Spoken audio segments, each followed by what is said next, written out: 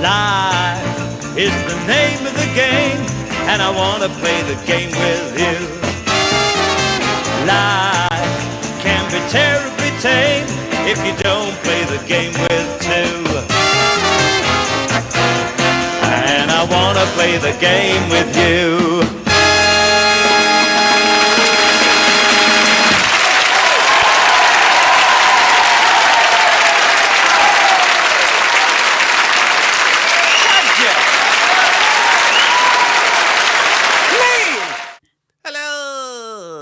Can you hear me in the chat? Can you hear me? Can you hear my guest, Paul Kilduff Taylor? Hello. Hello. I said I wasn't going to do this, and then I immediately did it like a double angled point. I'm sorry, everyone. I'd keep doing it. I'm going to stop. And you did it in a very Tony Blair-y sort. Oh, no, that's the worst way. Fucking rock. I was Blaired it already. Watching old Vic and Bob. I think it's Smell of Reeves and Mortimer, where they have all the Labour politicians forming a band, and Vic's playing Tony Blair, and he goes, "Good afternoon, we're going to rock the shit out of you." I'm not happy about this comparison. We've got to move on. I'm very sorry. Yes, I've upset my guest in 28 seconds. I'm off. That's it. That's it. Get out of it. Even faster than the Bee Gees thing, which I'm obsessed with. You know the Bee Gees, Clive Anderson? It's only because of the bit where I can't remember which Gib it is. One of the three Gibbs walks off and he's like, "You're the wanker, mate." And that's his name. It's a TV classic. It's just really he should have sung. I said he should have sung that in the. Yeah, the wanker. Just something funny about the Bee Gees doing it. I don't know why it's funnier that they do it, but just such a mess. Like, what was he thinking? Anderson, what was he thinking? First topic on the podcast. He's just a fucking... There's too much to unpack. I really am obsessed with, like... It's because... See, I'm worried when I say these things. I'm not that worried, but it can be misconstrued that it's kind of a punching down humor thing. But when I say I'm obsessed with, like situations where middle-aged men do something embarrassing as a breakdown, it's from a place of recognition that I find it funny, rather than it's like, oh, that's me. That's punching exactly at your level. Yeah, that's like that's a straight jab, very straight lined jab. Yeah. Exactly. So it's not, I don't feel that it's at all, mean. But people think, well, that's not nice, and you go, no, but that's my future, present slash future. Arguably, Gary. It's already here, Gary. You not realise that. Just things like that, and things like Steven Tyler on going on Joe Rogan and talking about water having a memory and stuff like that. I haven't seen that. Oh, I've got the clips, boy. I don't know about that one. I like to collect collect clips of people. You got a hard drive. Their mind, just middle-aged men fail compilation. Okay. There's a wrestler called no, not Tyson Kidd. Doesn't matter what he's called. He won Dad of the Year 2019. How about that? Good guy. Of him running to the ring for the Royal Rumble and just like stacking it. And it wasn't like a bit. And everyone's like, it's wrestling, it's fake. It wasn't. You can tell it wasn't, because no one would do this to themselves. Probably like the nadir of his career. And you're just like, that's clip number 28B in the reel. And he just sprints to the ring, right? He's in, like, coming in to save the day or whatever. And he just trips over, like, there's just a bit of ring apron, like, it's not ring apron, it's before the ring, but it's like material, right? And he goes fucking arse over tit, slides, goes under the ring, and just disappears. He just goes and just straight under. It's funny as shit. You hear the commentators just collapse, pissing themselves, because it's definitely not on purpose. You want to at least get into the ring, I think, and then you can kind of play it off. But under is that's it. Then you're done. There's no coming back. Second only to Vince McMahon sliding in the ring and rupturing both of his quadrilateral. Isn't that a type of his quads mathematical shape? What is the full word for quad? Quadricep. Is that a dinosaur? Or a disease? I think it's quadricep. Why don't we ask the chat? Because there is no chat. What do you think? I'll start a poll. What is a quadricep? Is it four forceps? Is that what a quadricep is? Like a forceps. 4-pronged, 2 forceps. One. No, wait, what? Why is it called forceps if there's only 2? It's like Michael McIntyre shit now, isn't it? What about aftceps? It's true. I don't know. But yeah, I've got a selection of that. Yeah, Vince tearing his quads, which is hilarious. Goldberg doing his, I remember Goldberg. his high kicks. So his whole thing was he's a scary MMA guy, right? Yeah. And there's one of him like doing. He always used to do like punch, and then like a front kick. And he comes out one day doing that, and he goes boom, boom, and just goes straight on his ass when he does the kick. You love that. You love nothing more than a wrestler falling down. Why are you not a YouTube channel of just that? You could get Simon Miller on, and like you're done. Then that's it. That's your media empire. Get Simon on, and we can talk about wrestlers falling over. Wrestlers stacking it. Epic stacks. Oh my god! I'm gonna go and see him and do like a talking heads thing with him. Wrestlers falling over, and then he can just do that bit. Do it. It's good though. Wrestlers falling over, and wrestlers in trying to fit into normal human being clothes like suits. That's an Instagram right there. You get that suit critique guy from X. Have you not seen it? It's this insufferable thing where people tweet him photos of celebrities and he talks about how symmetrical the lapels are and whether they're like the buttons are in the correct thing. And then he said something controversial and like it's like every novelty account on Twitter. That's like, ridiculous. Stick to your lane and suits, man, and that kind of thing. But yeah, you could combine that with wrestlers stacking it is one vertical. And then next is undersized, poorly tailored clothes on wrestlers. That's a bit more niche. I think you might get a different audience for that. But, you know, there's definitely a wrestlers proving to be extremely right wing and saying weird shit. That's kind of. I'm sure feels less novelty, really. That Undertaker's big into the old Blue Lives Matter movement, for example. Oh, is he? Okay. And Kane became a.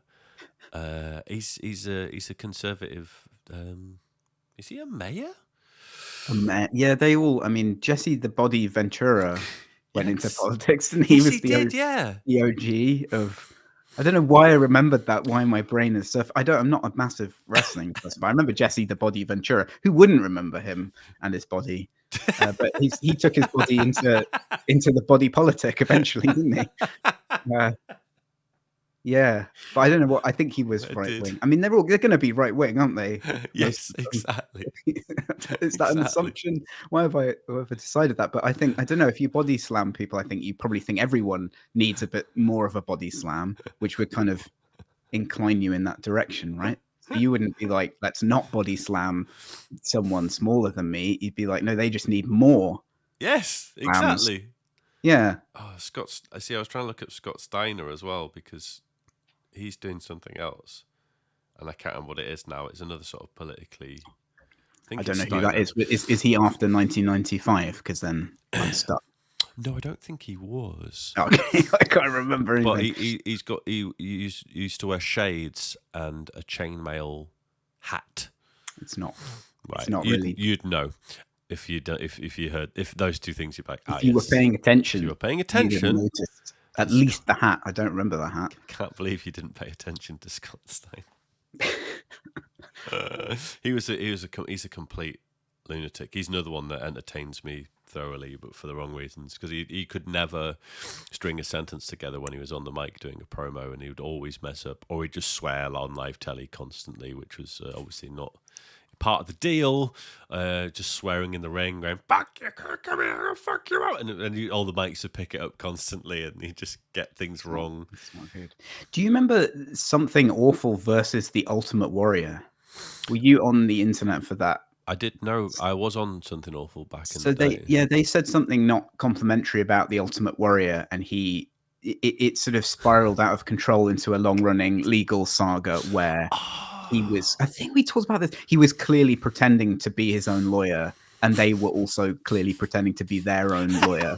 And it just goes on for. And he became a kind of another, like, you know, almost pre-QAnon, I think, like kind of conspiracy ultra right guy. But that was. I just remember that as that's a chapter in the internet.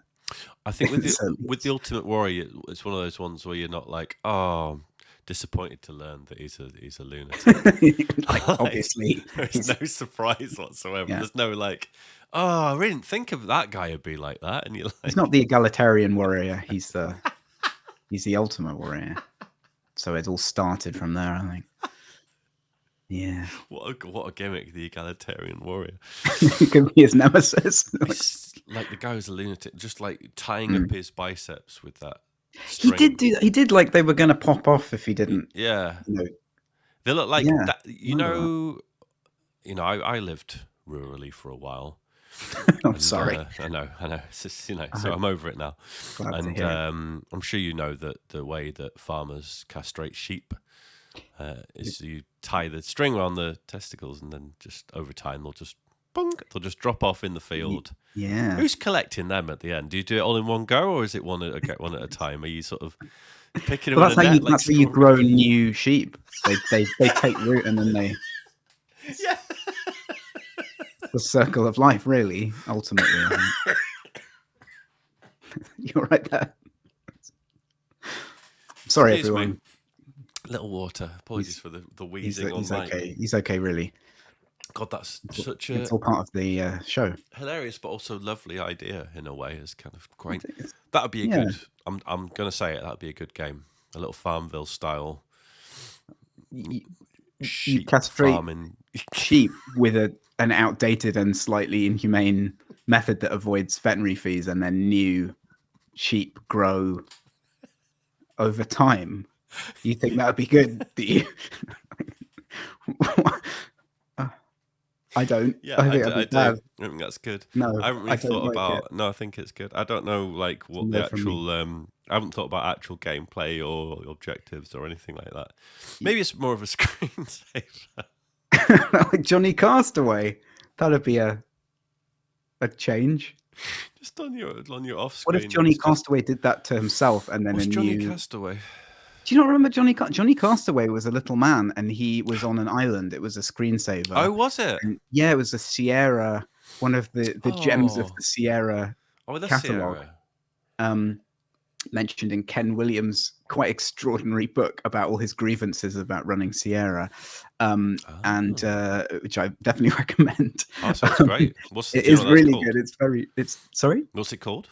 I can't remember. I think it's called what's it? It's like Not All Fairy Tales Have Happy Endings. Oh my god! Self-published autobiography about running Sierra, and it's wonderful. It's really good. So it's got some genuinely useful and sort of interesting games industry stuff, because obviously, there's all sorts of things, like he tried to acquire id Software and didn't quite. They got sort of really close to final terms. They didn't get it. There's all stories of like that kind of big games industry stuff, and then there's loads of his petty grievances that he's amassed through decades.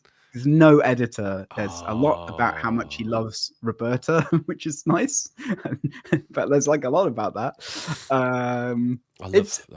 It's an intriguing book. But yes, Johnny Castaway was a surprising hit for them. It's just a little man who walks around an island, a little kind of Robinson Crusoe man, and then you leave him and different events happen, like a boat shows up and he waves to it, or he kind of walks around and the island just fits on the screen. So it was that, and flying toasters were the two big screensavers. Flying toasters, mate. Flying toasters. This is really, I don't know what your age demographic is for this show, Gary, but we're 1992 wrestlers and Johnny Castaway, I think we're.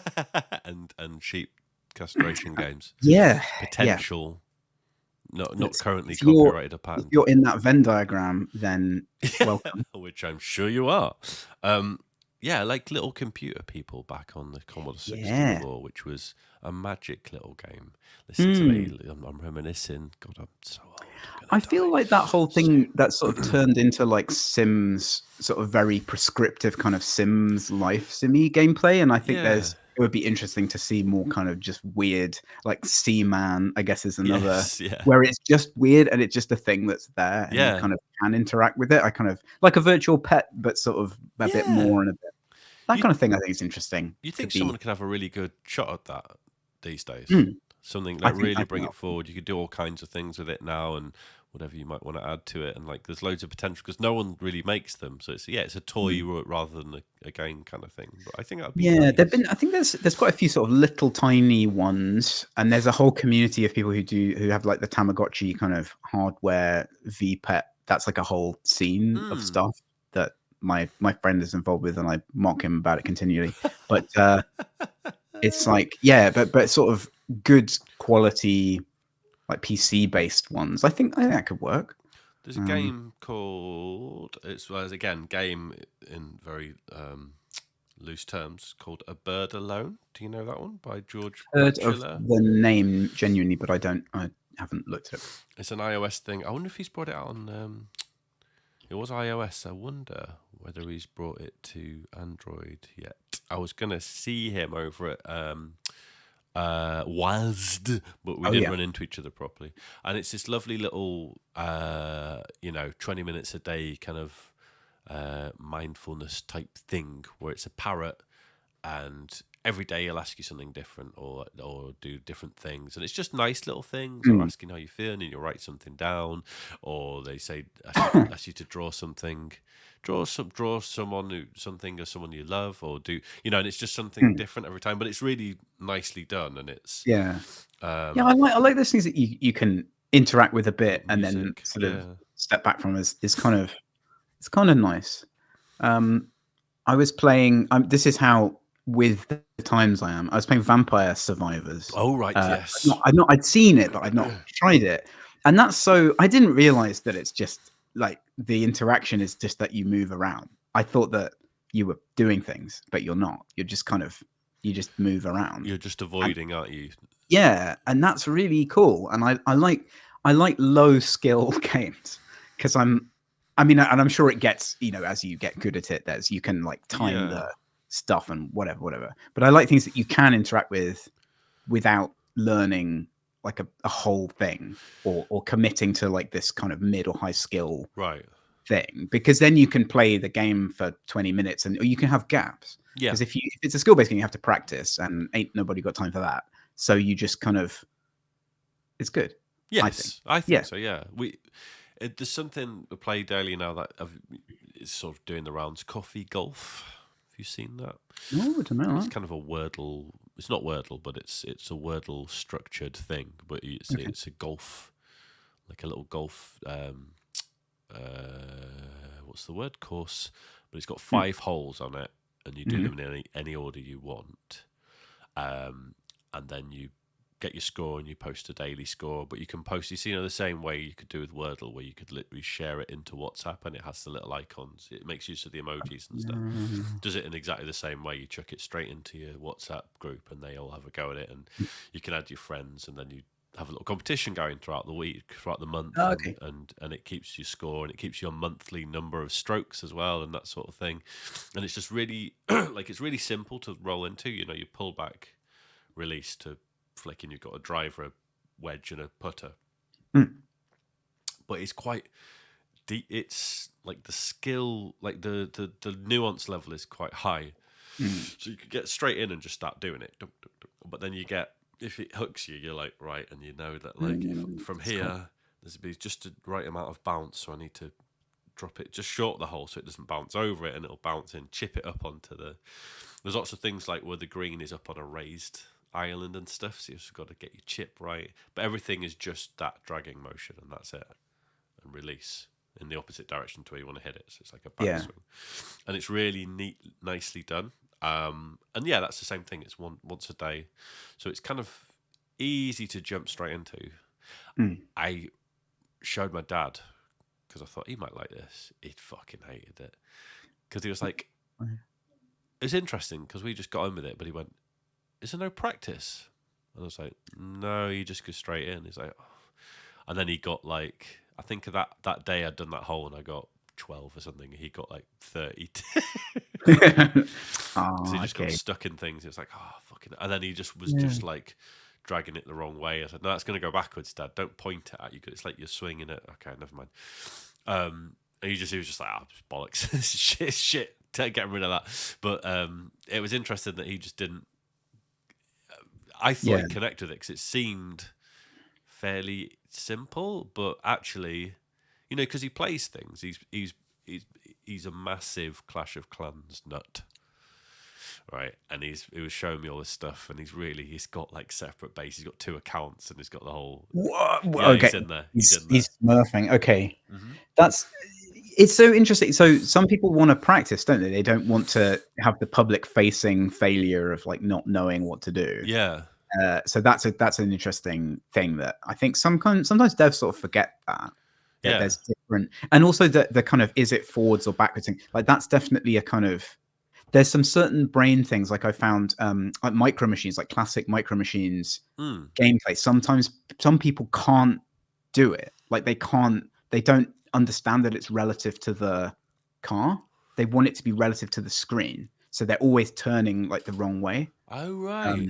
And just there's just certain things that just don't work with some people's brains. Yeah. And it sort of can be almost independent of what they've played or whatever. It's sort of it's just like a spatial thing, and the drag forward to go backwards thing is I think I could see it as being one of those things actually. But it's funny how I didn't, not for a second, did I think about what I'd have to do when I fired it up. So for you, it's just and I didn't even think, to the extent that I didn't think it'd be a problem for anybody, because it seemed this is really simple. It's as simple as you can get for a game like this. You drag, dink, and it shows you where it, and the indicators. You get a little line that extends in a classic kind of snooker UI sort of way.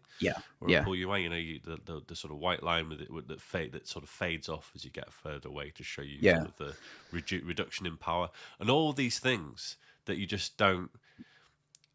When you think about it, you go, well, I know exactly what all that means without having to be told at all. But actually, Dad had no clue of those bits. He didn't realise, like I didn't realise that I was automatically understanding that a fading line means that as it gets further this way, the power, the speed will reduce and the power gets less. So it tapers off, and it's telling you that, and you just perfectly understand that. The line, the arc going to the thing, the circle. And I understood that the circle meant that it was going to land in the middle of that circle and then travel forwards farther. Then that the edge should be like where it's likely to go, sort of maximum.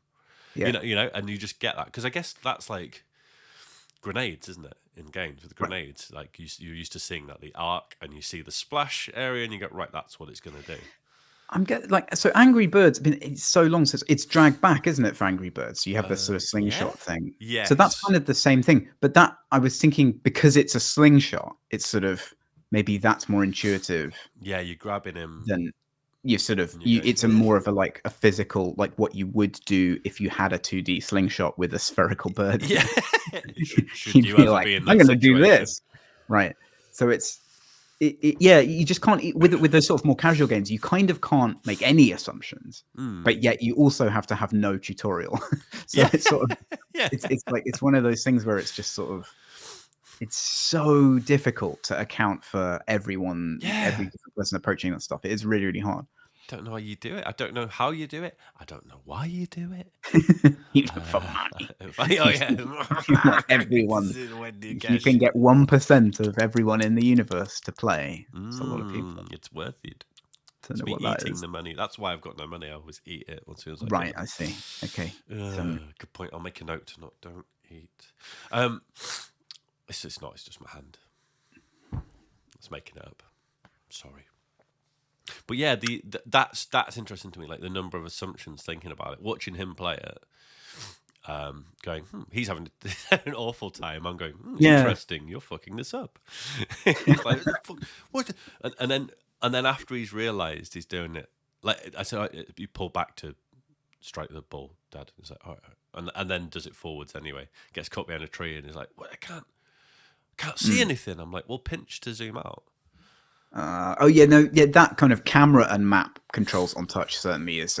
Remember when we did Frozen Synapse iPad, we had just endless debates about what should be scroll and zoom, and because we had waypoints on the screen that you could reposition by dragging. So if you have that interaction for that, then it's sort of okay, but what do you do for the map? Because if you slightly miss the thing, then so we just made the kind of area for the waypoints really big.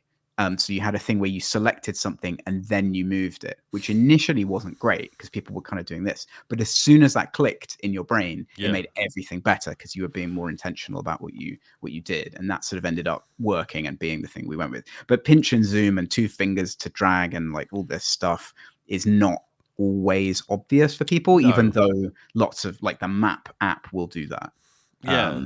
It's always been a bit wonky, like it, and again in that game, it's like you've got the little dots around there's a dotted circle around the ball, and again immediately I was like, I know that I need to put my finger within that area to take the shot. Yeah. Again, something he didn't know, but that's also caused the problem on the UI complaints. Is if I'm spinning the camera to have a look, sometimes if your finger just passes around the edge of that, you take a tiny. And that's a shot, and you're like, no. And in a game where it's all about, it's golf, isn't it? But especially when you're competing against your friends, and you want to get the lowest possible score. And shot and your sort of natural developer inclination is to have an undo button, and then if you have that, it completely changes the gameplay because then it's sort of it's about doing the perfect optimal thing and agonizing over it, and it's sort of. It changes all the incentives, and then you go, oh, we have limited undos, and then it becomes okay. But now and it's just it's horrible. I hate that stuff. I like everything to be as sort of undoable as possible in a game because you can kind of choose to do that or not. Like I really like quick save in PC games, but I understand that people think that implies that they have to use it all the time, even though for me it doesn't. So I'm happy to like, I won't quick save if I don't want to quick save. But for some players, because they want to be optimal, there's a thing like a brain worm in their brain that says like, you could have done it better. You need to do it perfectly every time. And it stops them enjoying it. I empathize with that, even if I don't understand it. Maybe the other way around, I mean. Because it's just better, right? If you have the option, it's just better. But not for a lot of people. So I've been using quick save quite a bit, or not even just quick save, just saving in mid mission in Cyberpunk. Yeah, because there's bits where I'm like, oh well, I did that well. I don't have to do that again. But then I'll play games like games that I love are things like Hitman, where the point is you go through, and I'm playing the freelancer mode, which is like that's like the roguelike thing, right? Where you don't have saves. That looks really hard. I've not tried. So good. Yeah, because it's fine if you get it wrong because it's fun. It doesn't matter. And the fact is, I think it's the purest form of it because you're just, random targets, random locations, random sort of bonus objectives to how to kill those characters or whatever, and other things around it, and like it just. Because the game's that robustly made now, those levels, it stands the strain of mixing it up.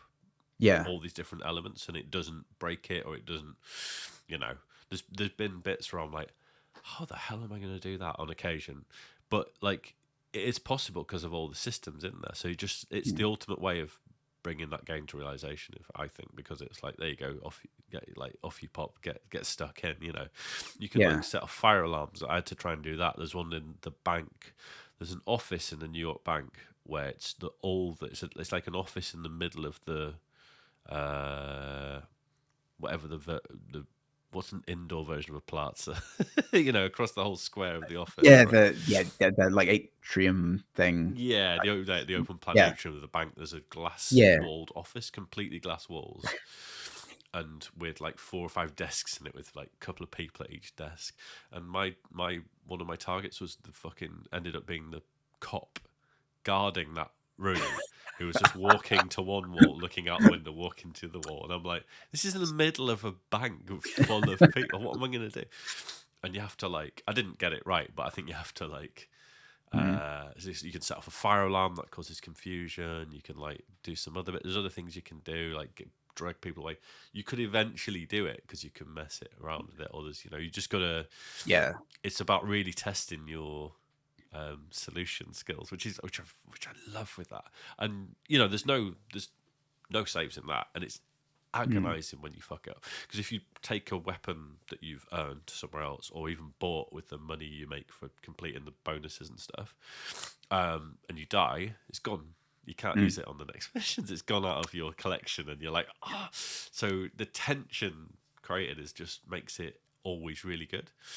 That's a good sort of counter argument to kind of save scumming, isn't it? Because if you need that for that structure, like it has the stakes of losing that thing have to be high enough that it. So yeah, there are some situations. Yeah, that whole thing looks really fun. I think it's when a game lets you be creative like that, like those immersive sim games. I always think like the appeal of them is creativity. Yes. And there was that thing from the development of the original Deus Ex when they were testing levels. They said the thing that surprised them was that they thought people would want to role play. So they'd want to be like a stealth character or an aggro character, but they would just look at each situation and go, what's the most fun thing to do here? So they'd kind of like, I want to stealth through there, and then I want to shoot that guy in the head and hit this guy. Yeah. And that's fun because I've just decided to do that.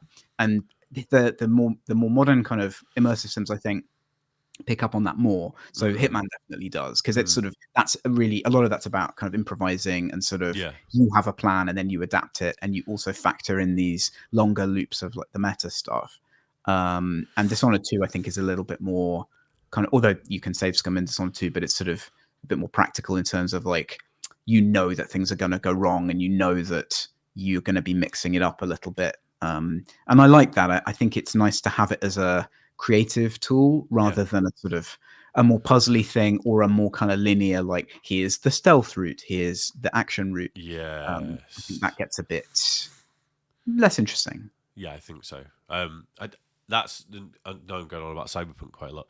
That's what I like about it now, is now it's kind of, it's ready in inverted commas with the most recent update, and they've added those tweaks and they've messed around with it and stuff.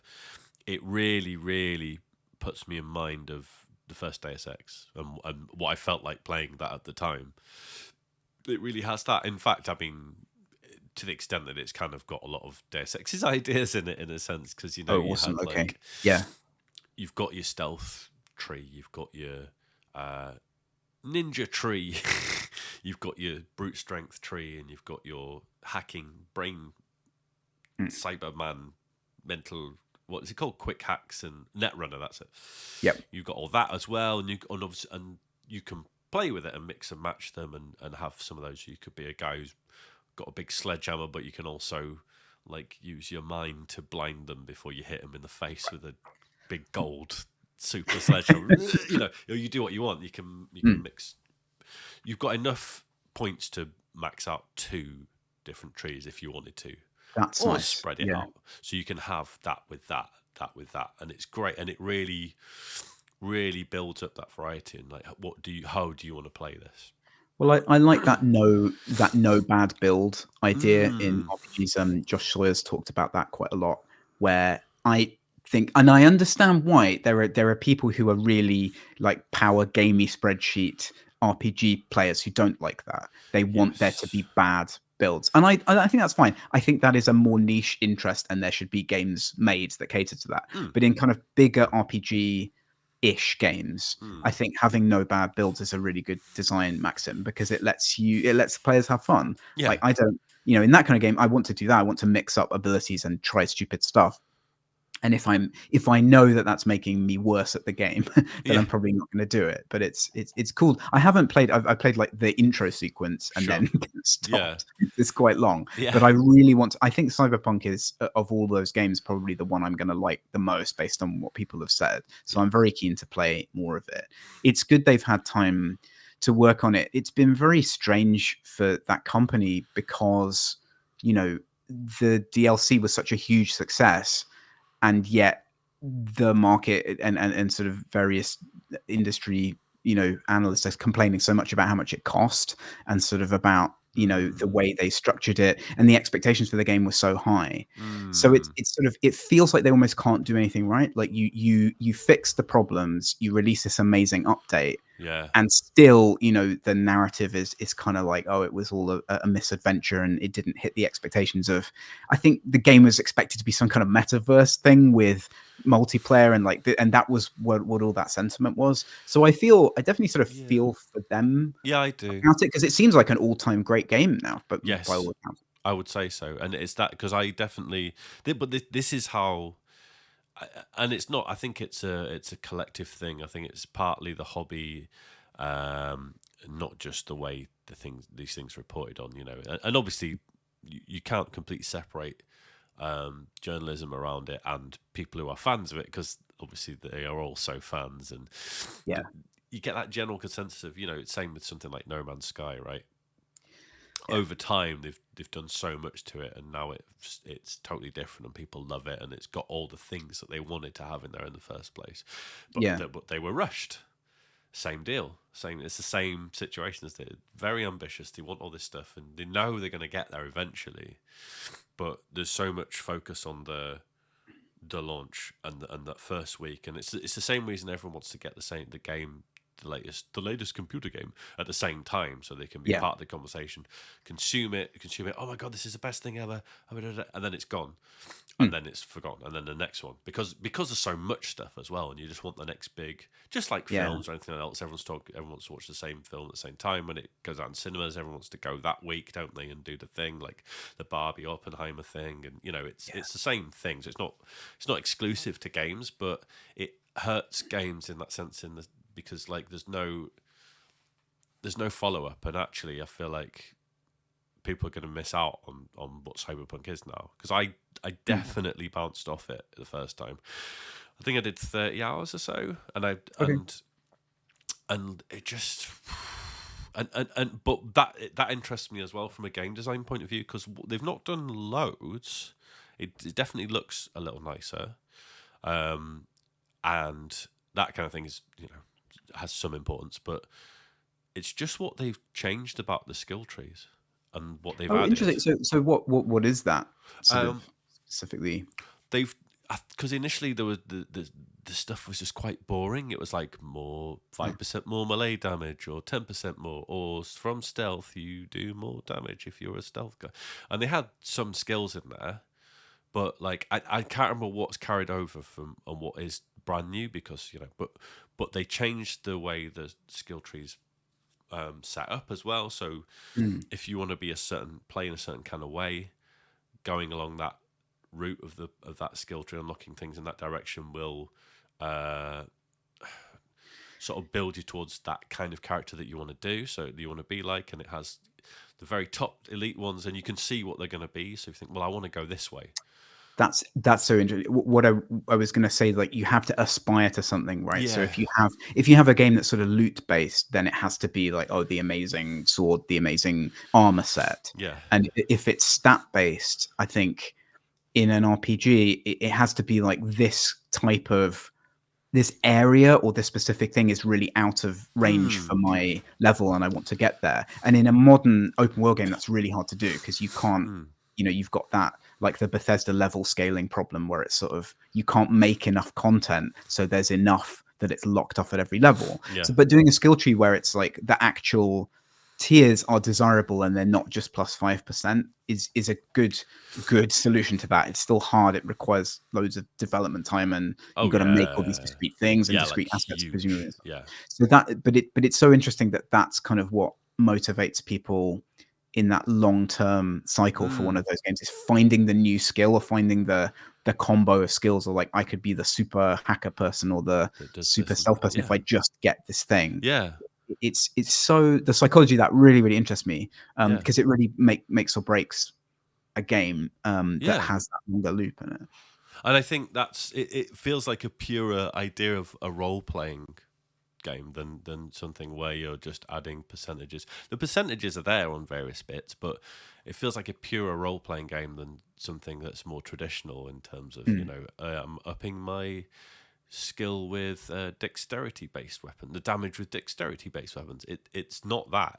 There's so many little things, like just examples of, like, you have throwing knives, right? And there's a whole throwing knife route and things where, like, they'll do more damage out of cover, and you can poison, and you get option to poison robots, so you can make Right, it cause like rust in them or something, something mad, right? yeah, But you can do that's nice. that, or you can do, and you can mix it with other things, and it's like it's really satisfying to grab that, and then it combines with your cyberware stuff where you can like add modifications to yourself, right?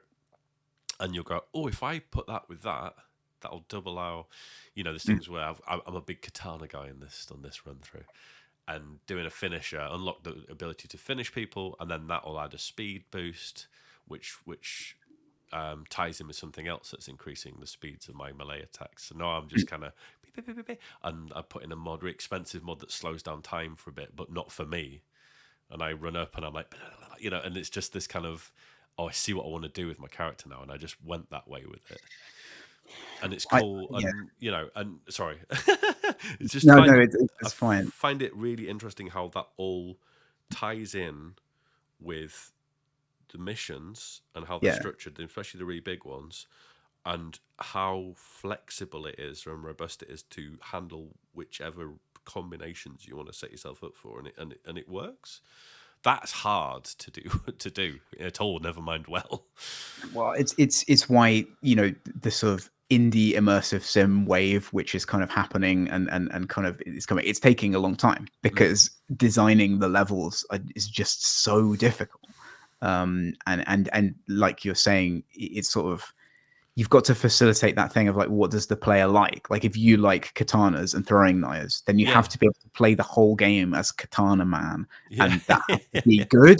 So you're sort of making 8 different games at that point. Yes, exactly. And that's why it's so difficult. And you always get those kind of player things like, why can't you just do this? And sort of, well, you could just do this, but you have to have content for just doing this that lasts for 85 hours. Yeah. So it's like you could, but then you also no. So it's so tricky to get that right. And it's just a very difficult design problem. Like you don't want to have these designs where it causes you and your team kind of eternal pain to account for. Like that's often a bad design choice. But sometimes you have to make the wrong choice for content wise to make a game that people like. Yeah. It's madness. It really is. It's but yeah, so I'm just surprised how different, just as a game design fan, surprised how much how much more interesting and how I'm enjoying it that so much more now that these last things are in place. Because there's great things about it in the first place, but now it's like I just love that. My first run through I was going much more stealth with the Netrunner sort of thing, right? And all the dialogue situations, I was just getting right in there, and I was doing all the dialogue options, and I was like, let's try and persuade this person, let's try and sit, and we're like, we're going to outsmart them, we're going to do this and that, right? And then partly because I was in a rush I wanted to get back to where I was a bit fast because I restarted. I thought, right, this time I'm just gonna. There's all these situations where you come across. You're gonna play it, so I won't spoil the actual specifics. But there's a bit where you go and talk to this guy, and he's a bit of a seedy. They're called Ripper Ducks, the guys who do all the cosmetic changes, and you're trying to find this woman, and he's seen her recently, but he's all a bit creepy and like, oh, I might have seen her, I might have not, And the first time I went down all the routes with him and reasoned, and I said this and that, or I'd exhausted his whole options and found out his name and all this stuff and why you like this and this time I just walked in and just went, where is she? He's like, I'm not telling you. And he's like, oh, and also the work they've done in the first person animation stuff makes it so immersive. Like all that stuff is incredible. Like we used to look at something like fucking Starfield where they're just like, right. And this is like you see in your arms at the right time, and you move and you're rolling them over and you're hitting him, and like it feels. And then when it's happening to you, or when you're in a car with someone or sat close to somebody, it's really like cool. ASMR-y. but like and he said something, and then he was like trying to be smart again. So mid sentence, just knocked him out, and we fucked off. I was in there for like 30 seconds. Last time I was in there for half an hour. Yeah. And then so it feels like you're doing that because you know you can do the other thing. Yeah. And that's like a big part of that stuff is knowing that the content is there. if you're not using it, which is just Yeah. a weird problem. Yeah. It's quite fun going through again. It felt a bit Ned Mm. Ryerson from Groundhog Day. Bing! Yeah. You know, and then the time where he just not twats him and walks past, right? Yes. Yeah. But yeah, it's just and just things like there's a huge story arc where at the end of it you can be like, how dare you, and just right, fuck you, I'm leaving, or you can talk to them. This time I just said, no, I can't believe you did that to me, and I just wiped the entire place out with my katana, Right. like as Katana Man, just flying around with this very sort of arrogant character who's like, how dare you lecture me, and I just got my sword out, just That's head pretty came off at one go, satisfying. and off Yeah. I went through this thing in slow motion, just going and left everyone dead. You know, completely the other way around. But I'm like, Yeah. Yeah. it just and it's funny. Like you might get a game where the whole point is to run around, like Revengeance, right, or something like that. Obviously, it's an easy analog, and that's cool. But that's the only thing you can do. The cool thing. But it's almost more exciting and satisfying when you know that these are fully rounded characters that you've been chatting to for You can just 3 hours, chop. and the whole history, and they're part of this gang, and this, that, and that, and they have this belief, and they've gone on this mission. Yeah, and you just go, right, chop you, and chop your mates, and chop everyone. It's this weird kind of, you know, it's way more like, I don't know, Yeah. it just adds to the action that I don't know, adds a weight to it, you know. Hmm. But anyway. Well, there was that thing in there. I don't know if have you seen the Half-Life documentary that No Clip did for Valve? No, I haven't. That's really interesting. It's got some good Gabe moments in it, and one of the Gabe moments is they came up with this thing that, you know, everything has to react to the player, which is kind of something that you're kind of more used to now as a game design thing. But for them, it was things like just hitting the wall with the crowbar was something that you couldn't always do in other games, and they had to be specific, and everything had to kind of feel reactive, and then something interesting had to be happening sort of every 3 to 5 seconds or something was and again that's sort of philosophically now is kind of a bit complicated, but the cyberpunk thing is it really feels like you're changing something if you're just killing a character instead of doing that dialogue tree, and then that goes back to the kind of New Vegas stuff where the whole thing is built to sustain that. So you can kill Caesar, even though it's really hard. Like you can do all these weird things. You can kill all these plot specific characters. And I was it's sort of, that sounds really hard, and I'm sure it is hard. But in that game, they sort of solved it by everyone has the information like on an item in their pocket that you could get from dialogue. I'm oversimplifying, but there is a lot of that. Yes. And that's or there's another character that has it. And it's actually, if you start thinking like that from day one kind of development, you can actually do it. And you can support more player freedom than you think sometimes. Yeah. So I don't know how they handled that kind of thing, like killing plot relevant characters or that in Cyberpunk. I don't know if they went that far with it. But it's interesting to feel like you could, or to feel like you're really changing those interactions. I think with that specific thing I'm telling you about, it is the end of that quest line. Right. Okay. So it is quite an easy tie up. So I don't know if you get more stuff from them later if you leave them alive. Well, maybe you do. It's cool that you don't know. Like even if you can't, if it feels like, and sometimes if there's a lot of content in the game for that character or it's different, you can't always do that. So I'm not people will be like, oh, you're saying every game should. No, I'm not saying every game should. I'm saying like it's a vibe that you can have. Yes. And if you can build for it, then it's cool. Definitely, yeah. It's one of those. It's we don't need 100 games like that, but just yeah. But those are the ones that stay with you. Yeah, it's true. And it works at that tone because it's just a silly sort of sci-fi nonsense. Yes. The other day, there's this mild spoiler. There's a big robot you have to kill in the DLC. And when Surely not. No, really? In a cyberpunk dystopia. And when he kills him, he delivers the line "Rust in peace, shitbot," with a complete lack of completely po-faced. But I'm like, that's exactly what you want from this game. This is I'm refunding it now. Yeah. I was like, yes, I'm so glad you did that. That's the kind of Oblivion, like, I'm not taking this game seriously, but I'm enjoying it. Yeah. Oh, Oblivion's so good. Come back to that game every few years. I'm like, I know. so good. It's such a best. goofy game. It's the best game, and just What I really want, because I talked about Oblivion last week, but I didn't talk about the Radiant AI. Oh, yeah. I want that in something, because it's fine that it didn't work well. So It good, just though. needs to be there. That's why it was good, because it was just chaos. I once was in a tavern and just stood in one of those taverns that you get in Oblivion, and in walks an orc. Well, in crouch walks like a 7 foot tall orc, and he's crouch walking like that. You only fade in through the door, really. Yeah. And he's like that, and so the setup of the tavern is it's one quite small room.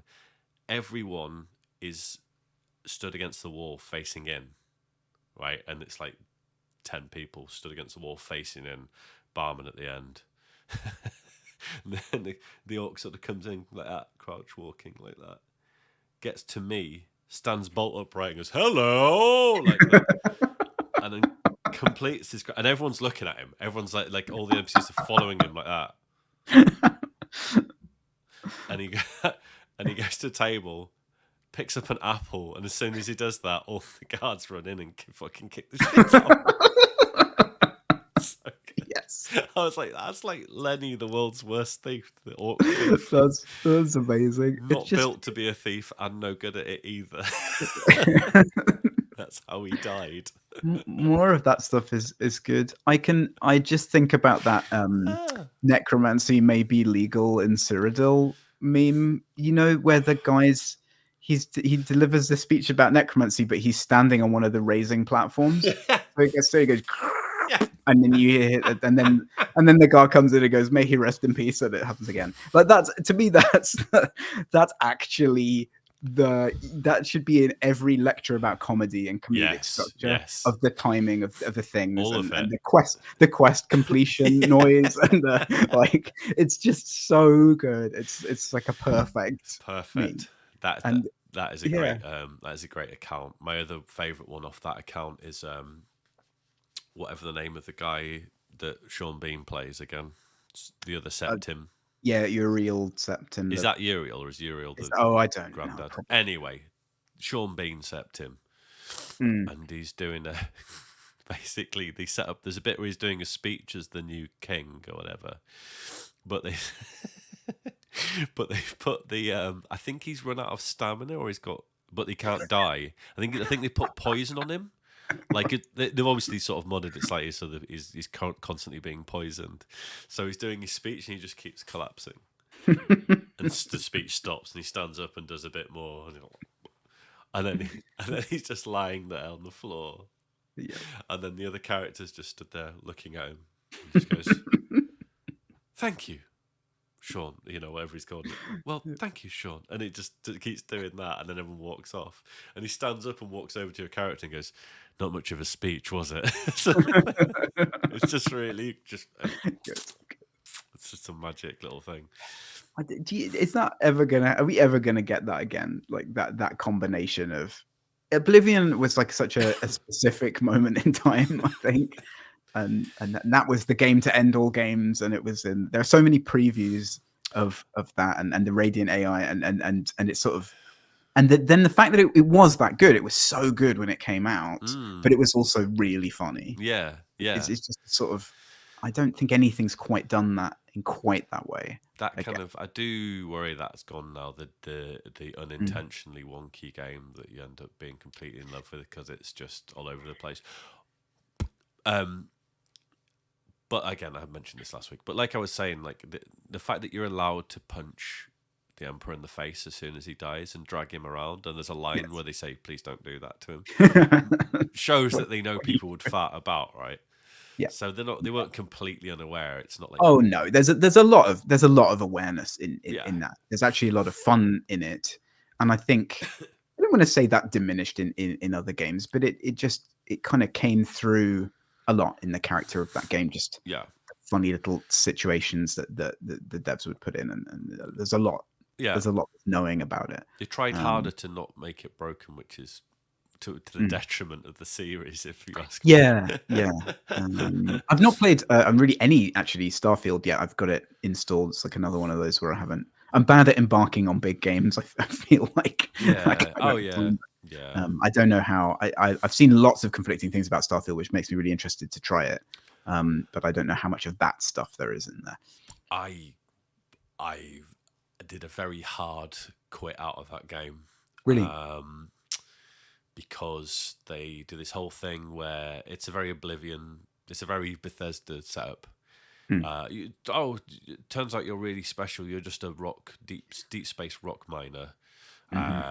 They find a weird rock, and it's another one of these weird rocks. You go and do it, like recruit rookie, send him in as like a canary in the coal mine sort of thing. And you touch it, and you do your 2001 it. You right. And it's, what happened? And you wake up outside, and they're like, I think I need to take you to this guy. And this guy's like, you're special. Did you see things in the rock? Right, I'm going to take you to this place, and it's like a secret cabal of explorers trying to find these rocks and people who do that when they touch it, basically. And then suddenly you're the most important person in the universe. But it went that way, and then there's this bit you go to this. It's just like a posh drawing room, and it's right. And you chat away, and there's a guy who's cynical, and there's a person who he said, Natasha will show you. She's our logistics person. She'll show you around the library. And I was like, no. I just deleted. I literally, when I heard that, I was like, I'm not having you slowly show me around the library. I'm not, because like it wasn't just that; it was everything leading up to that being not at all. Like I tried to go off the beaten path early, and I found a raider camp, but it was nothing. It was just very bad shooting, straightforward. Finish the camp, pick things up, but not too many things. You get over encumbered immediately. I was like, I'll put them down again.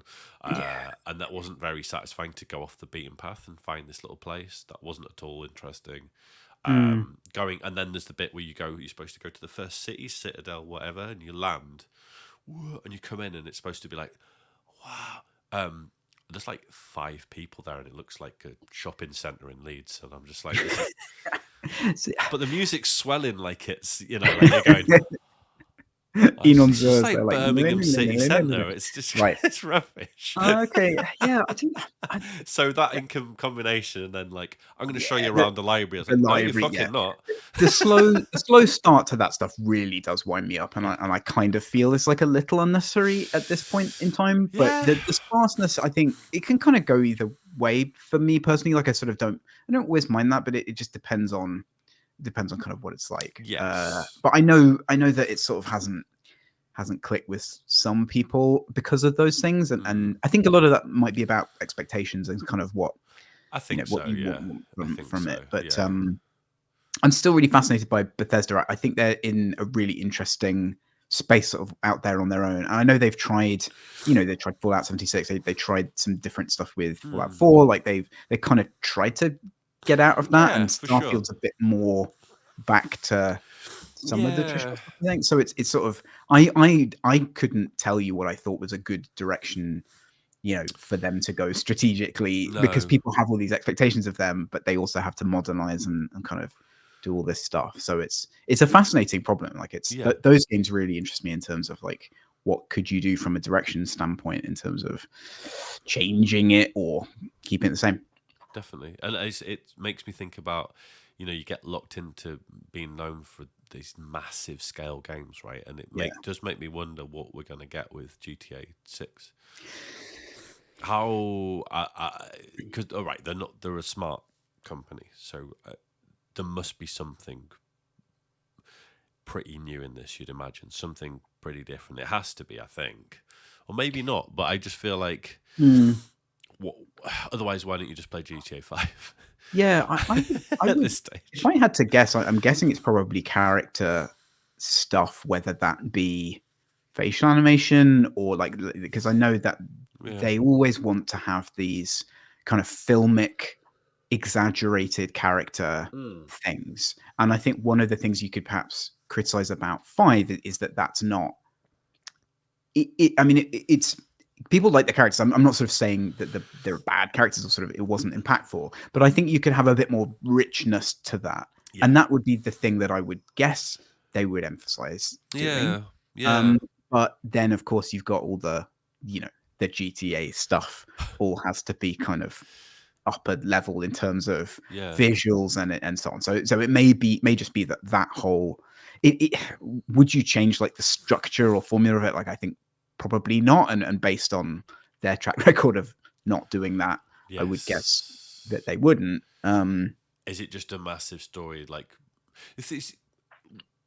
what I liked about Red Dead 2. We're going to wrap up soon because we've hit our hour. But, okay. But with Red Dead 2, definitely too long, right? Fine. Mm-hmm. Some mission structure problems where it just got a little boring because of the length, where you were doing another shootout, and shootouts are fine, but it's just, there's also there were a lot of interesting cinematic style missions around that weren't just shootouts, but towards the end they just kind of had, well, we just need to put some shooting stuff in here to get to the end, if you see what I mean. It felt a bit fair enough, it's enormous, but also loads of incredible things like building a house out of flat pack.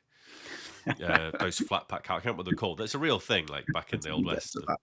These flat pack houses that it's like the ultimate IKEA furniture, the whole house, and you bring it out and you do it, and that's how people used to make their homes, right, on the range. It's got loads of amazing stuff, but what really stands out for me in that game is the camp, because the camp evolved after every mission.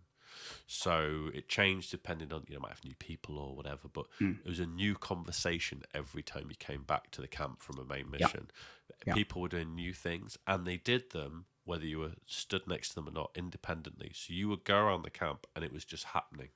So wherever you chose to go and see who was saying what, you'll miss conversations because you weren't there. There's one where you celebrate this big party after you beat a rival gang, or it's that big mansion with the poshos, I think, and you have this party because you've cleared them out, and everyone's having a huge party, and it goes on, and it's completely just you walking around the party. You can sit with people and listen to them. You can do little chats with people, overhear conversations. I went inside the house and went upstairs and looked out the window, and you could hear him chatting from out the window, carrying on what he was saying.